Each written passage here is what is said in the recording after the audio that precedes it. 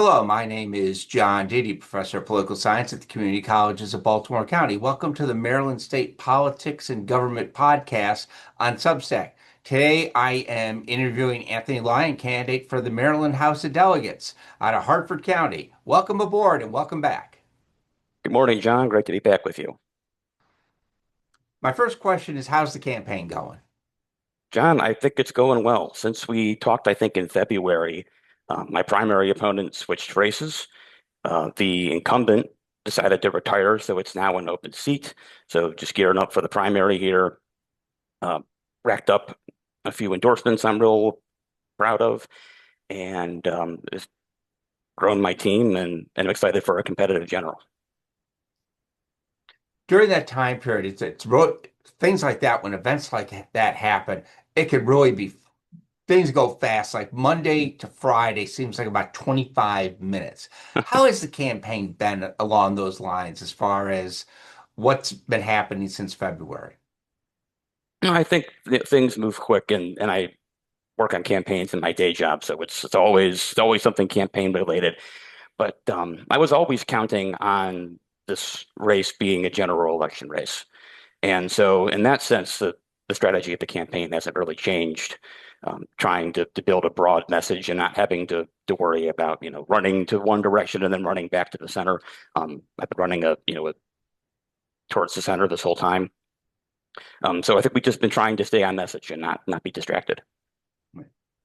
When your campaign is knocking on doors and when you're meeting voters, not at political forums, but whether it's at the Safeway or a small little community group, what's the number one issue they're talking about with you?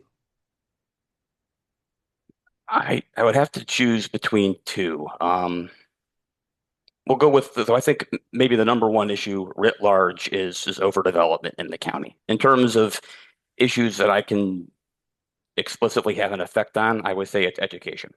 And I think the two of those go hand in hand because the most common issue I've heard regarding education is that our classrooms are too overcrowded in the county. And that's because we've built up a lot over the last couple decades.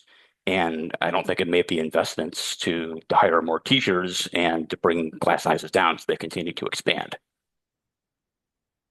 As a member of the House of Delegates, if you are elected, how would you tackle that type of problem? What do you think needs to be done? Because voters often at times come up to people, and I've seen it where they come up saying, "I need you to fix this or do this," and you're like, "That sounds really important." Then someone says, "Well, here's what it's going to take to fix this and that." So, where do you come along the lines of when your approach with those situations, like on classroom size and education? What is it you feel you can do or hope to do to kind of deal with the situation? Sure, I think it comes down to resources. I think Harford County doesn't always get what I would consider our fair share in terms of, say, bond money. And with the way that the blueprint has changed the way that space in schools need to be used, I think I'd like to try to bring back more money than we've seen to this district to try to address deferred maintenance in the schools so that all of our space can be used. And I think that also goes to help to hire more teachers. It makes our schools more attractive if the buildings are in better shape, if we're able to even see about something as ambitious as the construction of a new school, like a new high school. I think that could go a long way. Um, so I think that's in terms of education. And I think in terms of development, the way I've couched it to folks is, again, about resources, trying to get the county more money so that we can account for these dangerous intersections that we have. See if we can't expand some of our, just two-way traffic roads that are already backed up at rush hour as it is, so that we're able to keep up with the increase in traffic and residents that we're seeing if the county continues to build at the rate that it is. Well, as someone who used to take the Key Bridge, I totally have a complete understanding Mhm. of infrastructure, chaos, et cetera, Mhm. that goes on. And I think the thing that people miss out is, people talk about let's bring more housing and all this stuff. And it is an infrastructure problem as far as roads, et cetera. And when you hear a lot of voters talk to you and they say, look, we want you to fix these problems. And sometimes they're problems that strictly on the county level they can deal with it. What ideas do you think you would have as far as for dealing with some of these problems related to infrastructure and traffic? Yeah, I think in addition to trying to expand our roadways or add a roundabout or a three-way stop at an intersection where traffic gets backed up in one direction for a while, I think we could do with some more funding for our public transit in the county. We have Hartford Transit Link, and it's a bus service. And from the folks that I've heard from who use it would like to see it be able to service more areas and have more stops and a greater frequency of trips. I think that would go a long way. It would get more cars off the road. It would also help with things like high gas prices and continue to connect folks with jobs. I think too, you know, I'm in downtown Bella right now, and we have a wonderfully walkable downtown where you could conceivably, if you live nearby, you could do most of your daily activities or errands within walking distance. So I think trying to emphasize that and try to develop communities in a way that where it's more walkable, I think is important. Try to get, again, more cars off the roads. One of the big issues that's come up recently is the issue of redistricting, especially with the snub endorsement that Governor Moore decided, I don't think I'll endorse Bill Ferguson. And now there's a lot of rumors and reports out that Ferguson may start to be seeing a change of heart in everything, considering the situation he has for trying to win the Democratic primary. Where do you stand on the redistricting situation in Maryland currently? Yeah, like back in the spring, I wasn't for it. I'm still not. I think especially now that the primaries are about a month away. Mail-in ballots are already in the process of going out. I think redistricting at this point would require us to postpone our primary, much as Louisiana did. I think that caused all sorts of problems. Not least of which would be the trouble that the Board of Elections would have trying to reach out to people, letting them know that, hey, you got your mail-in ballot in the mail, but guess what? The districts might change. I think it's too late in the game. What about for next year? If you're elected, would you like to see in 2027 kind of issue number one dealing with redistricting? No, I still don't think that would be top of mind when we've got a lot of quality of life issues and cost of living, as well as the state budget to contend with. I think we should remain on track for redistricting in 2030, but I think between now and then we should hand control of the process over to an independent redistricting commission, so that this isn't a question that comes up in the future that we can't redistrict for political reasons. Campaigns can be a long journey. Thinking about everything that's gone on in the campaign, what is your biggest WTF moment where you said to yourself, what the hell was I thinking? That's a good question. And as someone who's a bit of a campaign junkie, it's a fun one to think about. I feel, generally speaking,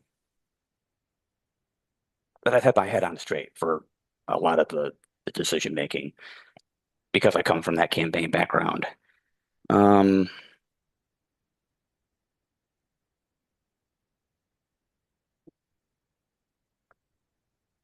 oh, sure, there's one.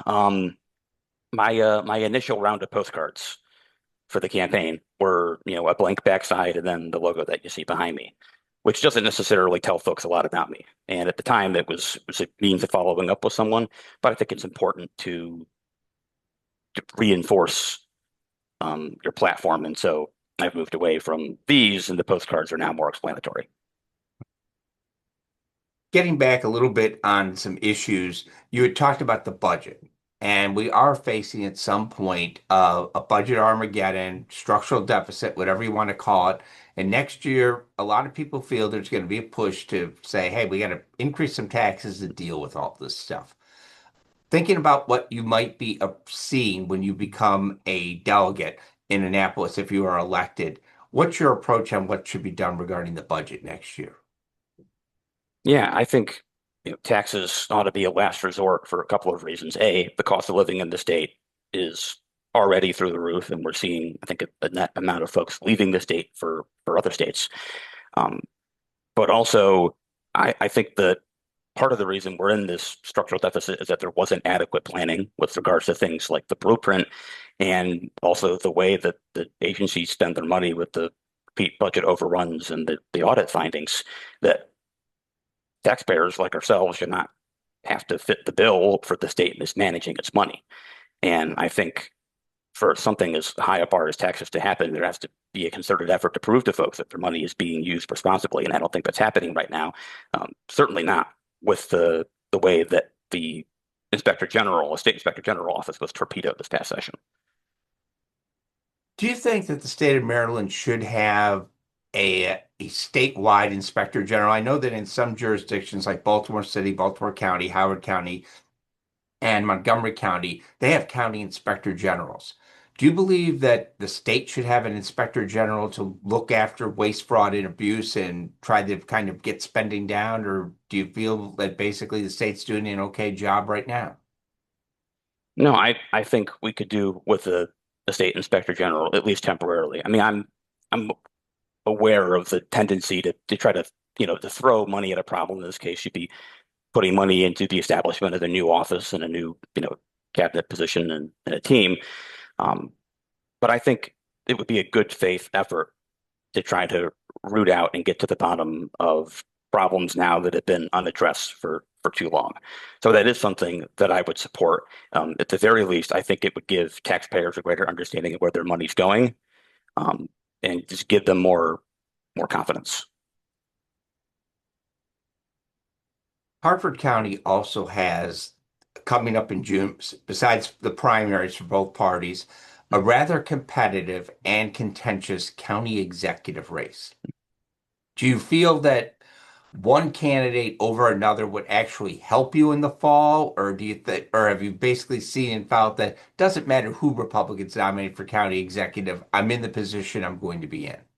Yeah, I would take the latter stance. I've really been focusing on my own race. And as far as focusing on your own race right now and what you're trying to do, what and how has fundraising been? I mean, I have heard people talk about fundraising, how they enjoy going to the events, press in the flesh, and other people, it's like you got to drag them to it and you hope they stay long enough to meet a few people.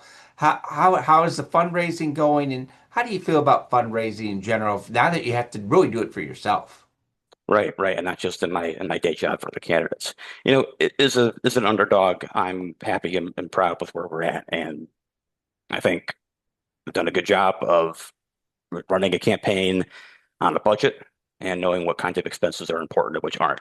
In a county like Hartford, where it's generally seen as a more conservative county, fundraising is challenging, right? It's easier to fundraise when you're an incumbent, when you're already in office, when you already have the the ability to make action. Um, and I think too, this district is generally not seen as viable. And so I've had to convince folks that no, I think this is the year with it being an open seat where things can change. I'm just very grateful for all of the support, all of the small dollar donations.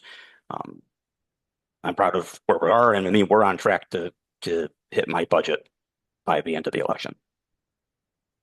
That's always an important thing in a campaign because I saw a time there was a candidate running one time where basically she was getting out of the race. Like, how come you're dropping out? They said, I can't raise any more money because there's no more places to tap. And that for a lot of people, people talk about public financing sometimes as a Mhm. possible way to do it, but that's easier said than done sometimes.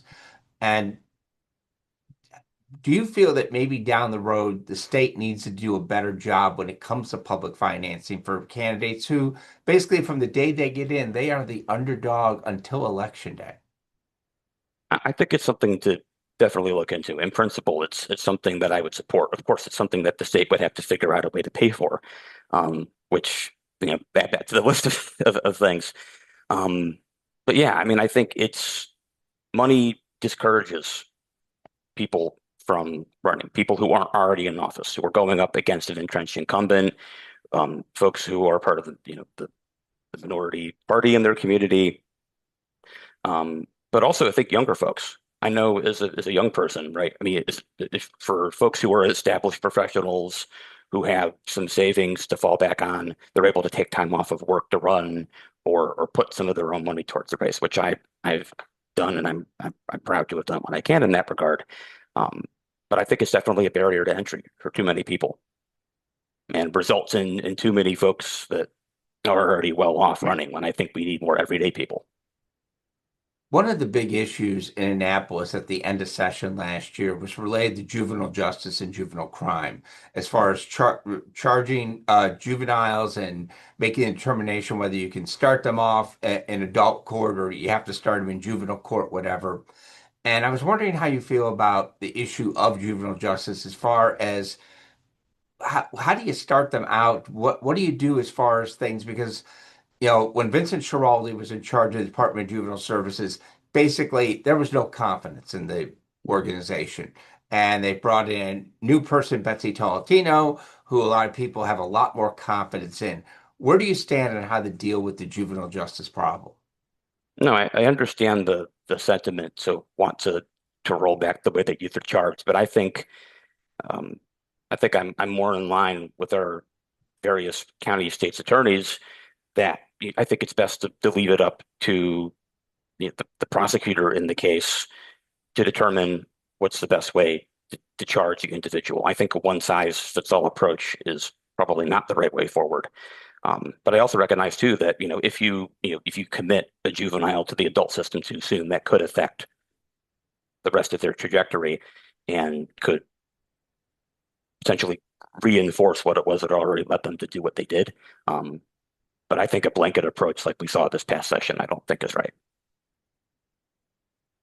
I always like to ask candidates this question, and because the answers are always interesting. And what it is who do you consider your political North Stars? The people that you've admired in politics, uh, that you like to read their biographies, or that you just have met and have a great deal of respect for.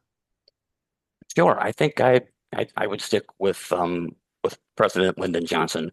The way that he went against the grain of his own party at the time and his own stem of the party originally being sort of a Southern Democrat, but the way that he never forgot where he came from, the way that his teaching, I think a few years at a small impoverished school in Cotulla, Texas, really informed how important he thought education was, and he really brought that forward into his time in the Senate and as president. And I think we have a lot of the programs that we have today and things like the Voting Rights Act because of his work and the work of the folks around him in the 60s. Last question I'm going to ask is this. We talked about this earlier with the budget and what may happen next year. A lot of people are making the assumptions right away that they're going to have to increase some form of taxes and fees. No one knows what it'll be yet, but there's a lot of concern that that's going to have to be done because there's a lot of structural deficit going on. When it comes to taxes, are you closer to willing to listen? Are you kind of like, yeah, we just got to do it? Or are you more like George H.W. Bush, read my lips, no new taxes? I think that the problem that H.W. Bush made is that he made a promise that he couldn't keep. And I'm wary of doing the same. It would be irresponsible for me to promise no new taxes, not knowing the situation that we're going to face next year. It's definitely not an approach that I want to see. I want to see everything done and have that be the last resort because of what I said before, because the cost of living in the state is already too high, taxes have already driven people away, and because I don't think the state's made a good case for how it spends its money responsibly. Something I have considered is something like combined reporting for corporations, which I understand maybe intuitively would make it seem as though corporations, some big corporations, which this would affect, would leave the state. But I believe in states that have implemented this, that has not, in fact, been the case in practice. And what it would do is it would help make our state's revenue forecasts more predictable. I want to thank you again for your time today and good luck on the campaign trail. No, thanks, John. Appreciate being back with you. You're welcome.